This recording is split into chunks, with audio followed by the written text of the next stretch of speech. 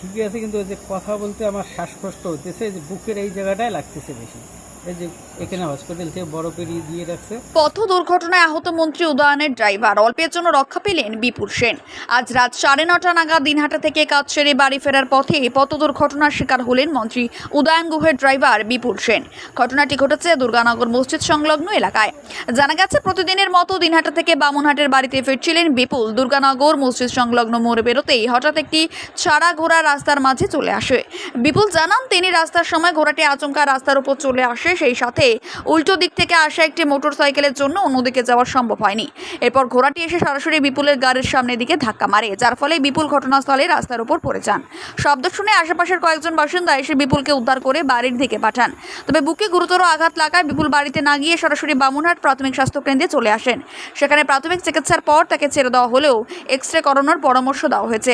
বিপুল সেন জানিয়েছেন, দিনের বেলায় ঘোড়াটিকে বেঁধে রাখা হলেও প্রতিদিন রাতেই সেটিকে ছাড়া অবস্থায় দেখা যায়। এই প্রসঙ্গে জানা যায়, এর আগেও একইভাবে এলাকায় দুর্ঘটনা ঘটেছে।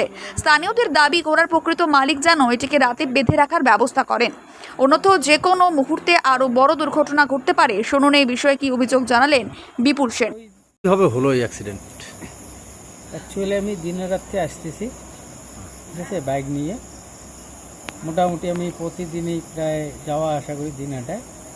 হ্যাঁ, এখন ওই আপনার যে দুর্গানগরের ওখানে যে মসজিদটা আছে, মসজিদটার পার হয়ে দিনরাত্রে আসতে গেলে পার হয়ে, আর আমাদের বাউনার থেকে যেতে হলে মসজিদটার আগে যে টার্নিংটার ওখানে মাঝে মাঝে একটা ঘোড়া দিনের বেলা করে বাঁধানো থাকে, রশি দিয়ে বাঁধে রাখে, আবার রাত্রিবেলা করে ঘোড়াটা ছেড়ে দেয়।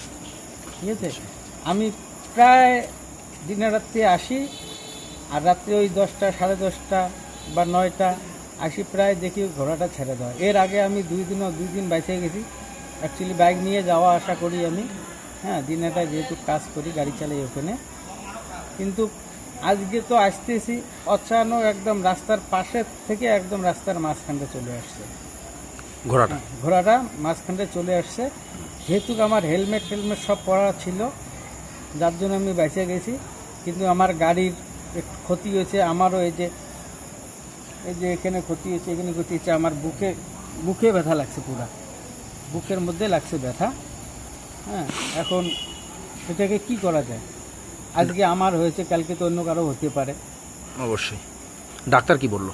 ডাক্তার বলল যে আপনি এখানে ইঞ্জেকশন যা ওষুধ মেডিসিন লেখা আছে, আপনি এখানে দেখান, মেডিসিন নেন, ইঞ্জেকশন নেন, আর কালকে আপনার একবার এক্সরেটা করে নেন, দিনটা গিয়ে এক্সরেটা করে নেন।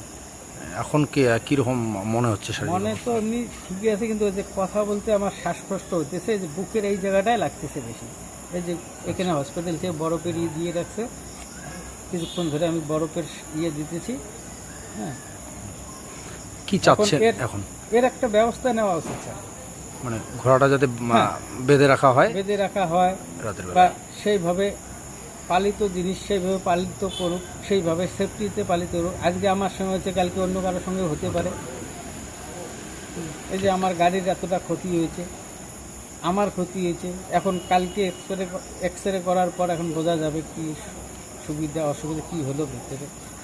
বুকের এক্সরেটা না করলে তো আর বোঝা যাবে না। কিন্তু শ্বাসকষ্ট হচ্ছে, খুব নিঃশ্বাস নিতে পারতেছি না ভালোভাবে। এই যে কথা বলতেছি, এখানে খুব ব্যথা হতেছে কথা বলতে। আপনার নাম? আমার নাম বিপুল সেন, বাড়ি দক্ষিণ লাউচকটা, কাশিবাড়ি ছড়ার ওখানে। দিনহাটায় গাড়ি চালান? দিনহাটায় গাড়ি চালাই, মানে মন্ত্রীর গাড়ি? হ্যাঁ, আমি স্যার উদয়ন স্যারের গাড়ি চালাই।